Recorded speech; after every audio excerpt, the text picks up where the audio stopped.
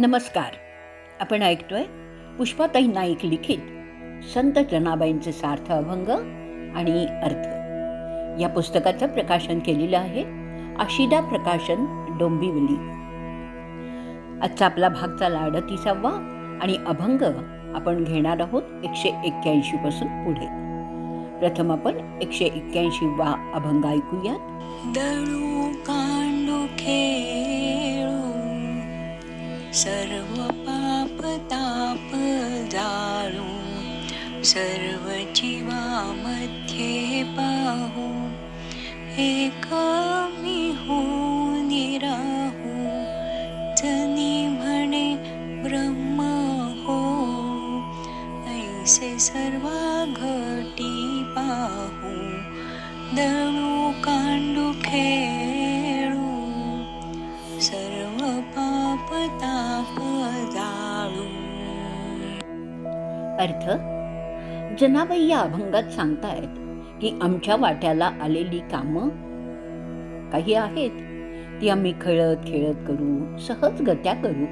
मग ते काम दळण दळण्याचं असू दे किंवा कांडण करण्याचं असू दे, म्हणजेच आमच्या वाट्याला आलेली विहित कर्म आम्ही करून कर्तव्यनिष्ठ राहून आमच्या सर्व पाप तापांना जाळून टाकू, म्हणजेच संपवून टाकू. सर्व प्राणी मात्रात आम्ही आम्हाला पाहू, म्हणजे माझ्यात जो ईश्वर आहे तोच सर्वांच्यात आहे असं पाहू, ज्यामुळे आम्ही सर्वच एक होऊन राहू. जनाबाई म्हणतायत मीच ब्रह्म होईन, माझ्यात जो ईश्वर आहे, चैतन्य ब्रह्म आहे, तेच मी प्रत्येक घरात म्हणजे सर्व प्राणी मात्रात राहीन. ब्रह्म जसं सर्वत्र भरलेलं आहे तसंच होऊ देत. हे विश्वची माझे घर असं म्हणणाऱ्या ज्ञानेश्वरांचीच इथे आठवण होते. पुढचा अभंग आपण ऐकूयात 182वा. चरण विठोबाचे देखिले, साही रिपू हरपले, नाही नाही म्हणती आम्ही, सांगसी त्याला कामी, नाही तरी जाऊ देशी, जनी नाम याची दासी. चरण विठोबाचे देखिले. अर्थ: विठोबाचं चरण पाहता षड्रिपूंचा म्हणजे काम, क्रोध, लोभ, मद, मत्सर आणि मोह यांचा अस्तच झाला. ते जणू काही कुठेतरी दूरवर हरवले. म्हणून हे पांडुरंगा, तू जे जे मला करण्यास सांगशील ती सर्व कामं मी करीन. नाही नाही असं कधीच म्हणणार नाही. काम पूर्ण करता आलं नाही तर हा देह तुझ्या चरणी ठेवू, असं नामयाची दासी जनी म्हणत आहे. पुढचा अभंग ऐकूयात 183वा. भ्रांती माझे मन प्रपंची गुंतले, श्रवण मनन होऊन ठेले, बापे बोधिले बापे बोधिली, बोधुनी कैसी तद्रूप झाली, निज ध्यासे कैसा अवघाची सापडला, की विश्वरूपी देखिला बाह्यांनो, नामयाची जनी स्वयंबोध झाली, अवघाची पुसीला ठाव देखा, अवघाची पुसीला ठाव देखा. हे पांडुरंगा, तुझ्या सगुण साकार रूपाचं मी श्रवण मनन केलं, पण तरीही माझं मन या भ्रांतीमुळे, मायेमुळे प्रपंचातच गुंतलंय. संतांनी, विशेष करून नामदेवांनी मला अनेक प्रकारे, अनेक वेळा निरंतर बोध केलाय, उपदेश केलाय, सततच पांडुरंगाबद्दलच सांगितलंय. त्यामुळे मी पांडुरंगमयच झाले. निजध्यासाने एकदाच पांडुरंग मला सापडलाय. आणि बरं का बायकांनो, आता पांडुरंग मला सगळ्या विश्वातच दिसतोय बघा. नामयाच्या जनीला स्वतःला बोध झालेला आहे. स्वतःच्या हृदयातील देव तिने पाहिलाय आणि स्वतःचा ठाव ठिकाणाही ती विसरली आहे. मीपणा संपुष्टात आल्यामुळे अंतस्थ देव तिला दिसलेला आहे. पुढचा अभंग 184 आपण ऐकूया.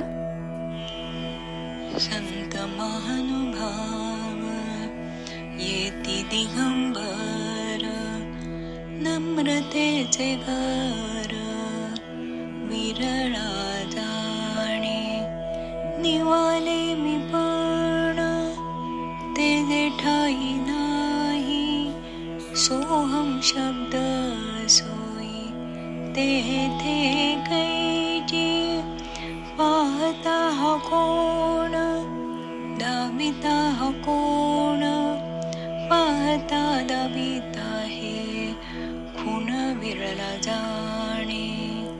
नामयाची जाणी निज वस्तू झाली, उभ्यासी उडाली परब्रह्मी.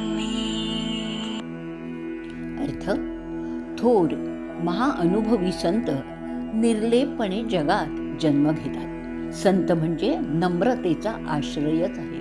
अशा संतांना काही तुरळक लोकच जाणतात.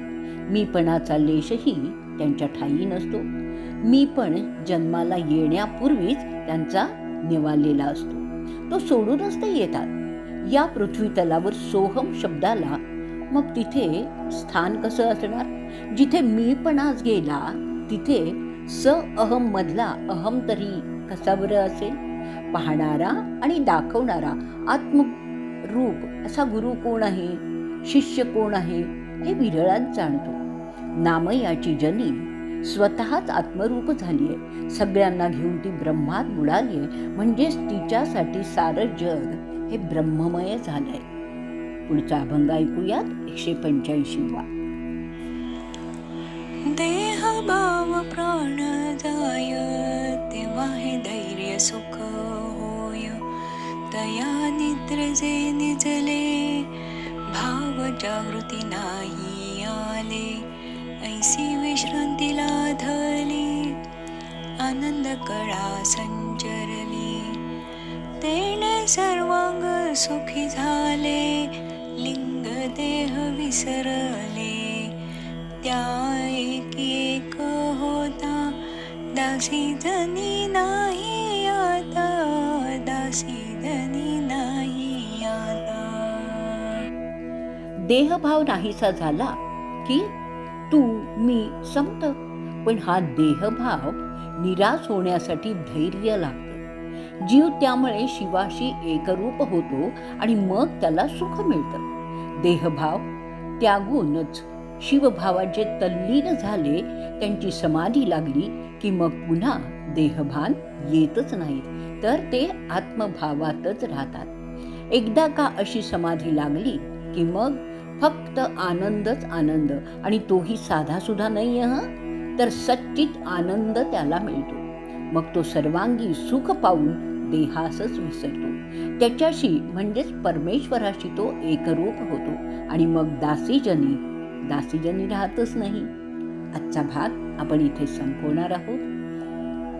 जय जय राम कृष्ण हरी, जय जय राम कृष्ण हरी.